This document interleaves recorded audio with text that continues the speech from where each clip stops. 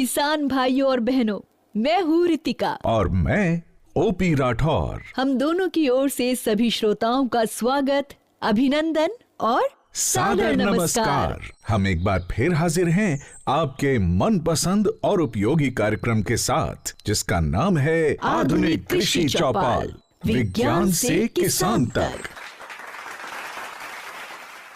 ये विशेष कार्यक्रम हम आपकी नजर कर रहे हैं भारत सरकार के कृषि एवं किसान कल्याण मंत्रालय के सौजन्य से। किसान भाइयों और बहनों, इस कार्यक्रम में हम आप तक पहुंचाते हैं नई वैज्ञानिक जानकारियां और ऐसे उपाय जिन्हें अपनाकर आप अपने और अपने परिवार की आमदनी बढ़ा सकते हैं और एक समृद्ध तथा खुशहाल जीवन की ओर कदम बढ़ा सकते हैं। ऐसी उपयोगी जानकारियों और काम की बातों का खजाना लेकर हमारे साथ जुड़ रहे हैं अनुभवी कृषि वैज्ञानिक, और इनसे अपनी जिज्ञासाओं, अपने सवालों का समाधान जानने के लिए हमारे साथ प्रगतिशील किसान भी हैं। श्रोताओं, आज की आधुनिक कृषि चौपाल में हम मुख्य रूप से बात करेंगे मखाना की। मखाना यानी बिहार की एक ऐसी प्रमुख फसल जिसमें किसानों की आमदनी बढ़ाने की भरपूर संभावनाएं मौजूद हैं। श्रोताओं, जैसा कि आप सभी जानते हैं कि मखाना एक जलीय फसल है। इसे तालाबों, पोखरों आदि में उगाया जाता है। इसके कटीले बीजों की प्रोसेसिंग यानी प्रसंस्करण से तैयार होता है मखाना यानी लावा, जिसे हम सब बड़े चाव से खाते हैं। पोषण में भरपूर होने के कारण इसे आजकल सुपर फूड भी कहा जाता है। इसलिए घरेलू और वैश्विक बाजारों में मखाना की मांग लगातार बढ़ती जा रही है। इस अवसर का आर्थिक लाभ किसानों तक पहुंचाने के लिए भारत सरकार ने बिहार में मखाना बोर्ड गठित करने का फैसला लिया है। इसके जरिए मखाना का उत्पादन, प्रोसेसिंग और इसके उत्पादों के निर्माण को बढ़ावा दिया जाएगा। साथ ही मखाना और इसके उत्पादों को घरेलू और वैश्विक बाजारों तक पहुंचाने के लिए मार्केटिंग में भी मदद की जाएगी। बिल्कुल। किसान भाइयों और बहनों, सबसे बड़ी बात यह है कि आपको मखाना की आधुनिक खेती और प्रोसेसिंग के लिए तकनीकी सहायता और प्रशिक्षण भी दिया जाएगा, और मखाना की खेती करने वालों के किसान उत्पादक संगठन यानी FPO बनाए जाएंगे। इससे किसानों का लाभ और आमदनी बढ़ेगी।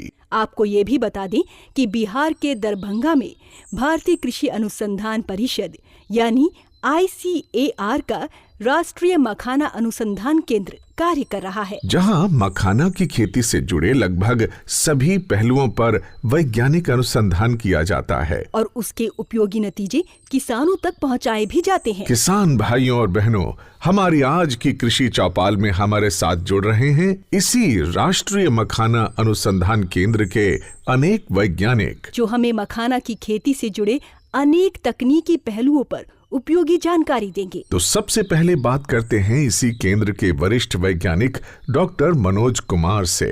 डॉक्टर साहब, बिहार में ऐसा क्या खास है जिससे यहाँ मखाना की खेती खूब फलती फूलती है? मखाने का जितना भी उत्पादन होता है हमारे यहाँ, उसका करीब 85% उत्पादन बिहार में ही होता है और खासकर मिथिला के क्षेत्र में होता है। यहाँ की एक कहावत बहुत ही प्रचलित है कि पग पग पोखर माछ मखान, ये है मिथिला की पहचान। तो मखाना हमारे मिथिला की पहचान रही है और आज बड़े हर्ष का ये विषय है कि मिथिला के मखाना ने मिथिला क्षेत्र को पुनः विश्व के मानचित्र पर स्थापित कर दिया है। निश्चित तौर पर हमारी मिट्टी, यहाँ का जलवायु, इसमें वो सारे गुण हैं, उतनी अनुकूलता है जिसने मखाना की खेती को प्रोत्साहित किया है। हमारे यहाँ तालाबों की संख्या काफी ज्यादा है। परंपरागत तौर पर मखाने की खेती तालाबों में होती आ रही है। इसके अलावा आप देखें तो पानी की जो आनुपातिक उपलब्धता अन्य प्रांतों की तुलना में हमारे उत्तर बिहार के क्षेत्र में और मिथिला क्षेत्र में ज्यादा है। और इन सब चीजों के अलावा जो सबसे महत्वपूर्ण चीज है जो यहाँ सहायक है मखाना की खेती के लिए, वो है मिथिला के किसानों के पास, यहाँ के श्रमिकों के पास मखाना के उत्पादन और प्रसंस्करण के लिए जरूरी जो कौशल है, ये उनके पास है। डॉक्टर साहब, हमारे साथ एक किसान भाई हैं राम प्रसाद जी। इनका एक सवाल है आपसे। मखाना उत्पादन बढ़ोतरी में क्या नई तकनीकी बदलाव किए गए हैं जिससे हम लोगों को ज्यादा से ज्यादा मुनाफा हो सके? पहला जो सबसे महत्वपूर्ण तकनीक है जो विकसित की गई है हमारे राष्ट्रीय मखाना अनुसंधान केंद्र के द्वारा, वो है स्वर्ण वैदेही वैरायटी का विकसित होना। स्वर्ण वैदेही एक उच्च उत्पादन क्षमता वाली किस्म है जिसमें 28 से 30 क्विंटल प्रति हेक्टेयर उत्पादन की क्षमता है। परंपरागत तौर पर जब हम तालाब में मखाने की खेती करते थे तो हमारी जो उत्पादकता होती थी 14 से 16 क्विंटल प्रति हेक्टेयर होती थी, लेकिन हमारी जो किस्म है स्वर्ण वैदेही, अगर इसकी खेती आप करते हैं तो 28 से 30 क्विंटल प्रति हेक्टेयर तक आप उत्पादकता प्राप्त कर सकते हैं। इसके अलावा जो दूसरे बदलाव हुए हैं वो कि परंपरागत तौर पर जहां तालाबों में खेती होती आ रही थी, अब खेत पद्धति से इसकी खेती संभव हो पाई है। कम पानी में, 1 फीट पानी में, 1.5 फीट पानी में अब आप मखाने की खेती बहुत ही सुगमता पूर्वक कर सकते हैं। इसके अलावा आप देखें तो पौध संरक्षण की नई तकनीक, भूमि एवं जल संरक्षण की तकनीक, इसके अलावा पोषक तत्वों के प्रबंधन की तकनीक विकसित की गई है और इन सब चीजों के अलावा भारी संख्या में हमने किसानों को तकनीकी प्रशिक्षण भी दिया है। आप देखें तो पिछले 5 साल में 3000 से ज्यादा किसानों को हमने प्रशिक्षित किया है मखाना की खेती के लिए, मखाना के प्रसंस्करण के लिए, और बाकी जो जरूरी तकनीकी सहयोग है वो हमने उनको प्रदान किया है। इन सबों के मद्देनजर हाल के समय में मखाना की खेती का तेजी से विस्तार हुआ है और साथ ही साथ आप जैसे जो अन्य किसान हैं मखाने की खेती में संलग्न हैं, उनकी आमदनी में भी आशातीत बढ़ोतरी हुई है। हमारे साथ हैं एक किसान, इनका भी एक सवाल है। सर, मेरा सवाल है कि मखाना उत्पादन बढ़ाने के लिए किन उन्नत किस्मों को चुन सकते हैं? इस अहम सवाल का जवाब लेते हैं डॉक्टर BR जेना जी से, जो राष्ट्रीय मखाना अनुसंधान केंद्र के वरिष्ठ वैज्ञानिक हैं। स्वर्णवैदेही जो मखाना का पहले वैरायटी है वो हमारे research centre, national research centre for makhana से 2006 में निकाला गया है। वो वैरायटी अच्छा वैरायटी है।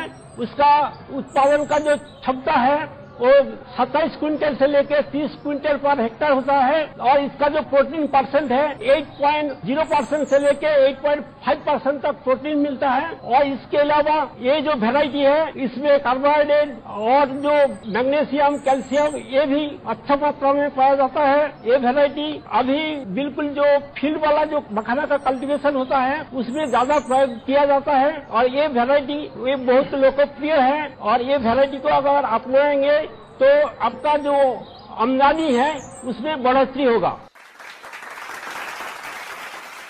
और अब हमारे साथ जुड़ रहे हैं राष्ट्रीय मखाना अनुसंधान केंद्र के वरिष्ठ वैज्ञानिक डॉक्टर SM राउत जी। डॉक्टर साहब, क्या किसी जलाशय में मखाने की खेती के साथ मछली पालन भी किया जा सकता है? इससे किसानों को क्या फायदा होगा? लगभग बिहार में 8 लाख हेक्टेयर इतना एरिया वाटर लॉक कंडीशन में है और अभी तक हम लोगों ने 1 लाख हमारा कल्टीवेशन एरिया भी हम लोगों ने अचीव नहीं किया है। तो हमारे पास एकदम ह्यूज पोटेंशियल है कि हम उसमें मखाना भी कल्टीवेशन कर सकते हैं, मछली पालन भी कर सकते हैं और दोनों का भी समेकित खेती भी कर सकते हैं। इंटीग्रेटेड एक्वाकल्चर सिस्टम में देखा जाए तो गहराई के अनुसार हम मछली पालन कर सकते हैं और मछलियों का भी चयन कर सकते हैं, जैसे कि खेती पद्धति हो गई, तालाब पद्धति हो गई। बहुत सारे किसान जो है वो चोर में करते हैं, मौन में करते हैं, जिसकी गहराई लगभग 1 मीटर से लेकर 1.5 मीटर तक है। कुछ मछलियों की वैरायटी है कार्प कल्चर, जैसे रोहू हो गया, कटला हो गया, मिर्गल हो गया। इन वैरायटी का हम यूज कर सकते हैं मखाना के साथ। और कम जो गहराई वाली खेती पद्धति है मखाना की, वहाँ हम सिंगी है, मागुर है, ये वाली मछलियाँ हम ले सकते हैं। डॉक्टर मनोज, हाल ही में मखाना का व्यावसायिक महत्व बढ़ा है, लोकप्रियता बढ़ी है, तो आप मखाना उद्योग में कितना विकास, कितना विस्तार देख पा रहे हैं? मखाने में पाई जाने वाली पौष्टिकता, इसमें पाए जाने वाले औषधीय गुण, इन सबों के प्रति पूरी दुनिया में जैसे जैसे जागरूकता बढ़ रही है वैसे वैसे मखाना की मांग बहुत तेजी से वैश्विक स्तर पर बढ़ी है और साथ ही मखाने की कीमत भी बढ़ी है। तो मखाने की बढ़ती मांग वैश्विक स्तर पर और इसकी बढ़ती कीमत, इसने हमारे किसानों के लिए एक बहुत ही सुनहरा मौका प्रदान किया है। अभी आप देखें तो पिछले 5 साल में मखाने की खेती का विस्तार 15,000 हेक्टेयर या 13,000 हेक्टेयर में जहां मखाने की खेती होती थी, आज 35,000 हेक्टेयर से ज्यादा में मखाने की खेती हो रही है। किसानों की आमदनी आज से 5 साल पहले तक जहां मखाना की खेती से प्रति हेक्टेयर हम 45,000 या 50,000 की बात करते थे, आज मखाने की औसत खेती से भी किसानों की आमदनी 4 लाख से 5 लाख रुपए प्रति हेक्टेयर तक बहुत सुगमता से किसान प्राप्त कर पाते हैं। इसके अलावा आप देखें तो बहुत सारे नए किसान हैं, शिक्षित युवा हैं, जो अब मखाने की खेती की तरफ आकर्षित हो रहे हैं, मखाने में आमदनी की संभावनाओं को देखते हुए। किसान भाइयों और बहनों, अब हम मखाना की खेती से थोड़ा आगे बढ़कर चलते हैं इसके मशीनीकरण और प्रोसेसिंग की ओर। हाँ, और मखाना की खेती में मशीनों के इस्तेमाल की जानकारी दे रही हैं राष्ट्रीय मखाना अनुसंधान केंद्र के निदेशक डॉक्टर नचिकेत कोतवाली वाले। पिछले 5 वर्षों में मखाना का उत्पादन का जो क्षेत्र है वो 3 गुना के आसपास बढ़ गया। ये क्यों बढ़ा? क्योंकि मशीनें थी और ये मशीनों के द्वारा जो है श्रम कम होता है, काम बड़ी तेजी से होता है, काम बड़ी अच्छाई से होता है और इसके साथ में जोखिमें होती किसी काम को करने में, वो सारी जोखिमें कम हो जाती। अब जैसे मखाना से संबंधित यदि हम बात करें तो जो खेत है, खेत को तैयार करना, या तालाब है, तालाब में से गाद निकालना, या फिर मेड़ बनाना, इस तरह के बहुत सारे ऐसे कार्य है जिसमें बहुत ज्यादा लेबर की आवश्यकता होती है। लेकिन ये लेबर अब धीरे धीरे कम होते जा रहा है। अभी स्थिति ये है कि आने वाले कुछ समय में हमारे पास में उत्पादन करने वाले कम रहेंगे और खाने वाले ज्यादा रहेंगे।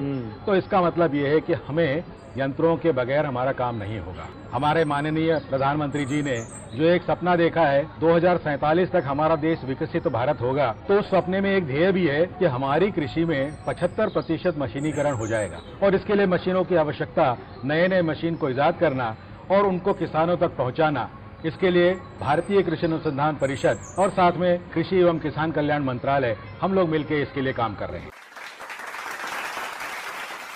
डॉक्टर नचिकेत जी, हमारे किसान भाई महेश मिश्रा जी आपसे कुछ सवाल पूछना चाहते हैं।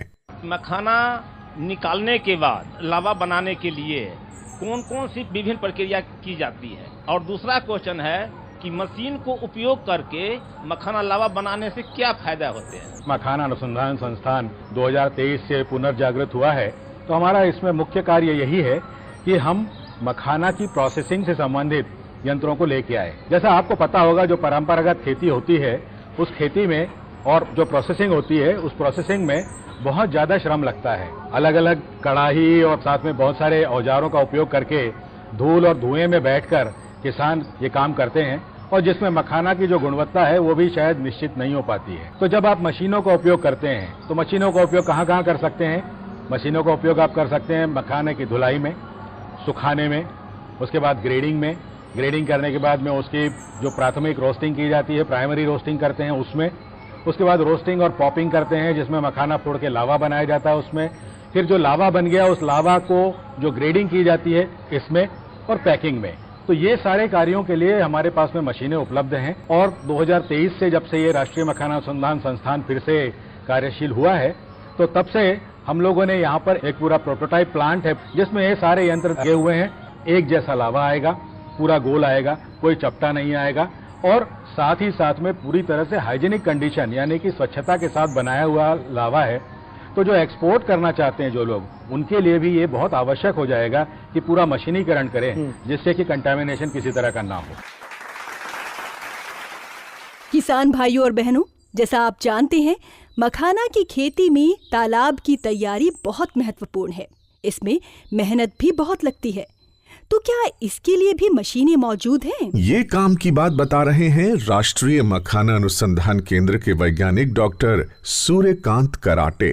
सबसे पहले बात किया जाए तो खेत की तैयारी करनी है तो मिट्टी की अच्छी तरह से तैयारी करनी पड़ेगी। इसके लिए हम प्राथमिक जुताई, द्वितीयक जुताई, पडलिंग यानी कि कीचड़ में गीली जुताई कर सकते हैं। प्राथमिक जुताई में हम ट्रैक्टर के साथ कुछ हल है जैसे कि एमडी प्लाव है, डिस्क प्लाव है, उसका उपयोग करके मिट्टी को अच्छी तरह से तैयार कर सकते हैं। उसके बाद द्वितीयक जुताई हम कर सकते हैं। इसमें कुछ साधनों जैसे कि डिस्क हैरो है और कल्टीवेटर है, उसका उपयोग ट्रैक्टर के साथ करके हम मिट्टी को अधिक भुरभुरा बना सकते हैं। इसके साथ हम मिट्टी की खरपतवार का भी नियंत्रण कर सकते हैं। उसके बाद मखाना के पौधों को लगाने के लिए और अच्छा और उपयुक्त बेड बनाने के लिए हम गीली जुताई यानी कि पडलिंग करते हैं। उसकी वजह से पौधों का जो वृद्धि होता है, विकास होता है, बहुत अच्छे तरीके से होता है। यदि छोटे तालाब है, छोटे छोटे खेत है तो हम ट्रैक्टर की जगह पे पावर टिलर का भी उपयोग कर सकते हैं। यदि हमें तालाब बनाना है, खेत से मिट्टी की खुदाई करना है तो आज बहुत सारी अर्थ मूविंग मशीन है जिसका हम उपयोग करके ये सारे काम आसान तरीके से कर सकते हैं। डॉक्टर साहब, इसी के साथ मखाना में जल प्रबंध के उपायों के बारे में भी बता दीजिए। अभी मखाना खेती के लिए जल की आपूर्ति करना बहुत ही जरूरी बात है। उसमें हम सेंट्रीफ्यूगल पंप का भी उपयोग कर सकते हैं, सबमर्सिबल पंप का भी उपयोग कर सकते हैं। यदि हमें पानी को उठाना है और वो तालाबों से और नहरों से उठाना है तो हम सेंट्रीफ्यूगल पंप का उपयोग कर सकते हैं। यदि हमें बोरवेल और ट्यूबवेल से पानी उठाना है तो हम सबमर्सिबल पंप का उपयोग कर सकते हैं। इसमें भी सिंगल स्टेज और मल्टी स्टेज पंप आते हैं, इसको हम अपने जरूरत के हिसाब से सिलेक्ट कर सकते हैं। आजकल नए तरीके से सौर ऊर्जा पंप भी आए हैं, जैसे कि हमारे भारत सरकार ने प्रधानमंत्री कुसुम योजना शुरू की है, उसके तहत किसानों को सौर पंप के इंस्टॉल करने के लिए मदद की जाती है।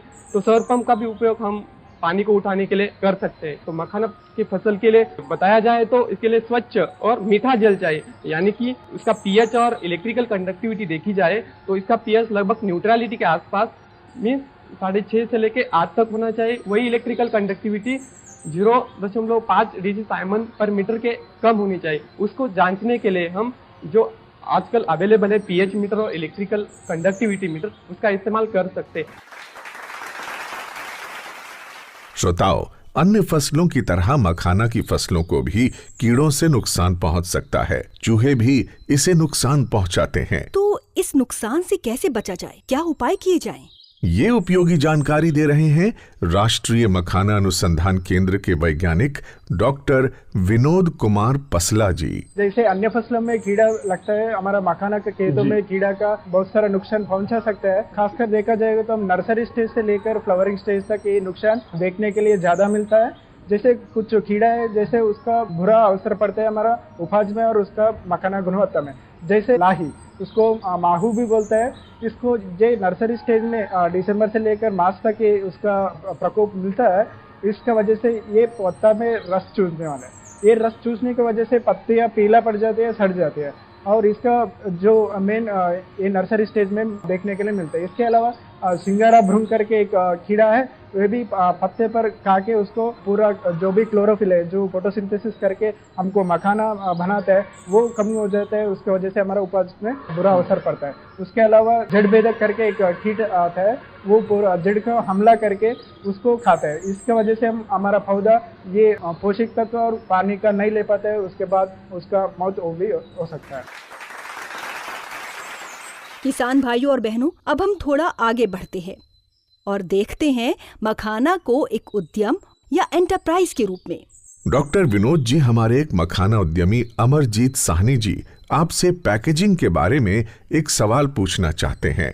मखाना पॉप के लंबे समय तक भंडारण के लिए किस प्रकार की पैकेजिंग अच्छा रहेगा? जो पैकेजिंग मटेरियल जैसे होना चाहिए, जैसे मल्टी लेयर लैमिनेटेड पाउच। इसमें क्या होता है, डिफरेंट लेयर्स ऑफ पाउच होता है। ऊपर का हिस्सा पॉलीथिलीन का बना होता है, अंदर का एल्यूमिनियम फॉइल जैसे होता है, जिसका वजह से वो नमी नियंत्रित होता है और उसका कीड़ा की अटैक भी रोक सकता है। इसके वजह से हम लंबे समय तक स्टोर कर सकते हैं। इसके अलावा एक वैक्यूम सील है। वैक्यूम सील मतलब उसका पैकेट के अंदर से पूरा हवा निकल के हम मखाना स्टोर करते तो हम लंबा समय तक स्टोर कर सकते हैं।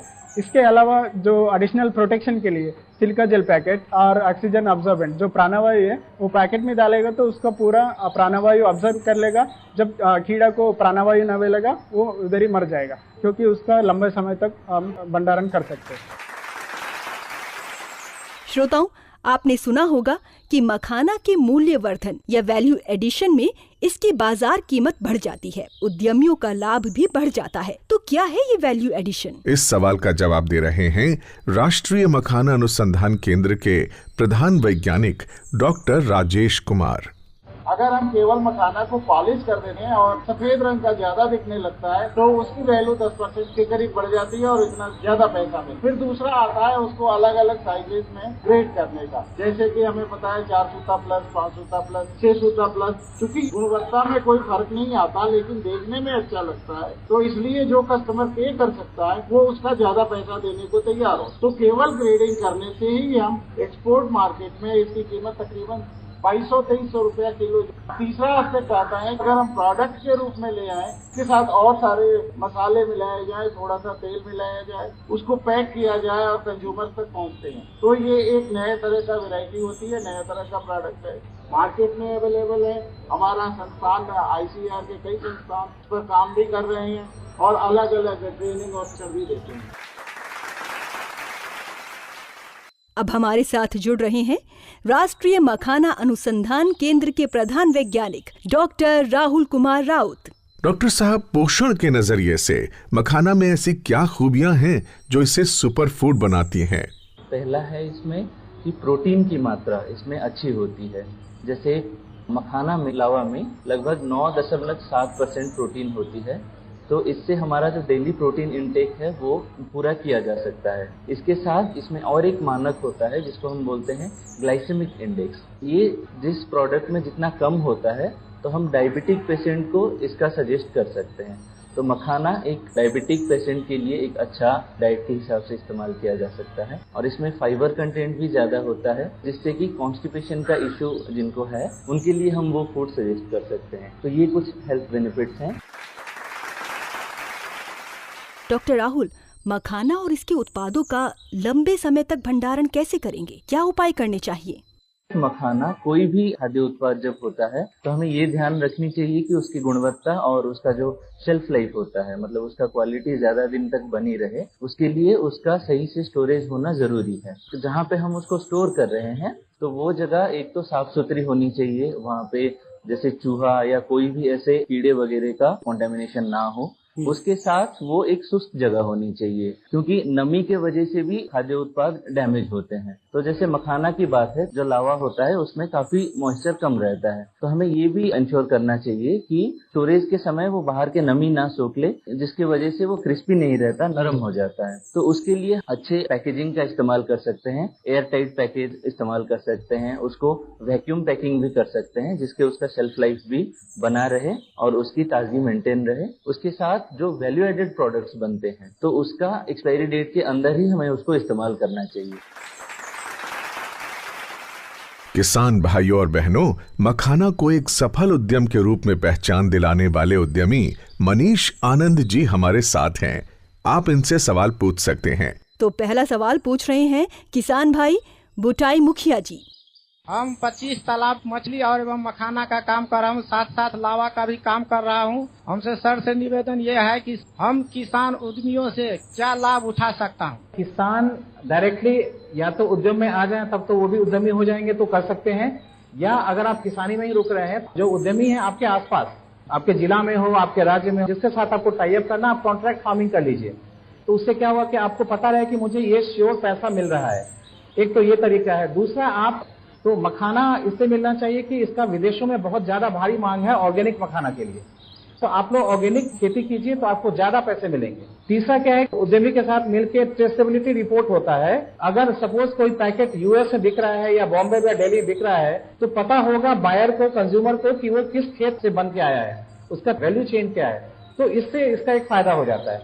दूसरा, जो नए किसान आने वाले हैं जिनको पता नहीं, अभी फर्स्ट टाइम करेंगे, तो उनको ये नहीं पता है कि हम इसको बेचेंगे कहाँ पे। तो उस केस में भी अगर आप किसी उद्यमी से टच में रहते हैं तो आप उनके साथ कांटेक्ट कर सकते हैं। आपको हैंड होल्डिंग करके आपका जो बाय प्रोडक्ट है बता सकता है क्या करना है। दूसरा, अगर आप उनसे उद्यमी से टच में रहते हैं तो मार्केट में क्या आने वाला है, किसान को हो सकता है उसकी जानकारी नहीं हो। जब वो उपज बेच ले तब पता चलेगा ये तो हमने सस्ते में बेचा या हमने बहुत महंगे बेच दिया। श्रोताओ, अपने स्वास्थ्य लाभों के कारण मखाना का बाजार देश विदेश में फैल रहा है, मांग बढ़ रही है। इस बाजार के बारे में सही जानकारी देने के लिए हमारे साथ जुड़ रहे हैं राजीव रंजन झा जी, जो एक सफल उद्यमी हैं। सबसे पहले तो हम जहाँ पर बैठे हुए हैं इस रीजन को बोलते हैं मिथिलांचल।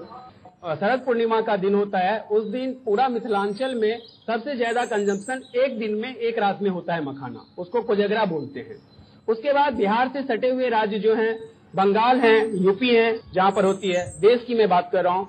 इसके बाद अभी देखा गया है जो हमारे मेट्रोपॉलिटन सिटी मुंबई और दिल्ली, यहाँ पर भी मखाना यूज होने लगा है स्नैकिंग के रूप में। आगे चलते हैं, नया राज्य जो कुछ जुड़े हैं इसमें, उसमें गुजरात और साउथ के कुछ राज्य जुड़े हैं, वहाँ पे भी मखाना पहले से ज्यादा कंज्यूम होने लगा है। अब हम बात करते हैं अंतर्राष्ट्रीय बाजार की। तो अंतर्राष्ट्रीय बाजार में सबसे ज्यादा अगर कंजप्शन देखा गया है, यूएस सबसे ज्यादा कंज्यूम करते हैं, यूके हैं। तो इस तरह से देखा जाता है जो राष्ट्रीय और अंतर्राष्ट्रीय मार्केट दोनों ही 10 से 15% के एवरेज से बढ़ रहे हैं।